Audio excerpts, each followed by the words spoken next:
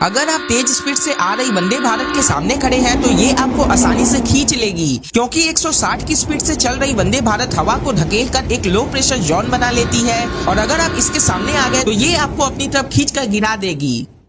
पड़ोसी के घर के सामने रखी गन्ने की फसल को कई टुकड़ों में काटकर पत्थर की चक्की में बार बार पीसा जाए तो उसका रस धीरे धीरे पत्थरों की दरारों से निकलने लगता है। इस गन्ने के रस को कड़ाही में डालकर उबाला जाता है। उबालते समय इसमें घास फूस की राख से बना क्षारीय पानी मिलाया जाता है, जिससे रस की हल्की अम्लीय प्रकृति संतुलित हो जाती है और अशुद्धियां जल्दी जमने लगती हैं। कुछ देर उबालने के बाद आग बंद कर दी जाती है और रस को स्थिर छोड़ दिया जाता है ताकि अशुद्धियां नीचे बैठ जाएं। फिर ऊपर के साफ रस को कपड़े से छानकर अलग किया जाता है। इसके बाद इसे दोबारा कड़ाही में डालकर उबाला जाता है और लकड़ी की छड़ी से लगातार चलाया जाता है ताकि ये तले में चिपके नहीं। जब रस गाढ़ा और चिपचिपा होकर चीनी की टिकिया जैसा बन जाए तो उसे सांचों में डालकर ठंडा होने के लिए छोड़ दिया जाता है। जमने के बाद आपको गुड़ लाल चीनी की ईंट मिल जाती है, लेकिन इसमें अभी भी रंग और कुछ अशुद्धियां मौजूद रहती हैं। इसके बाद ऊपर से चौड़ा और नीचे से संकरा मिट्टी का बर्तन लिया जाता है, जिसके नीचे के छोटे छेद को धान की पुआल से बंद कर दिया जाता है। इस बर्तन में गुड़ की परत बिछाई जाती है और उसके ऊपर पीले चावल का पानी डाला जाता है ताकि गुड़ में मौजूद रंग और अशुद्धियां स्यूफू हो जाएं। जब इसे निकालते हैं तो ऊपर की परत में निकले शुद्ध सफेद क्रिस्टल ही सफेद चीनी होते हैं, जबकि नीचे गहरे भूरे रंग की परत लाल चीनी कच्ची चीनी होती है। सफेद चीनी को फिर पत्थर के ओखल में कूटकर दानेदार बनाया जाता है और मिट्टी या चीनी मिट्टी के बर्तन में सुरक्षित रख दिया जाता है। इस तरह बधाई हो, आपने प्राचीन विधि से सफेद चीनी का आविष्कार कर लिया। चीन के प्राचीन काल पूर्व छिन युग में लोग सिर्फ गन्ना चबाकर ही मिठास का स्वाद लेते थे और सोंग राजवंश के समय जाकर ही लोग बर्फ जैसी सफेद चीनी का उपयोग कर पाए।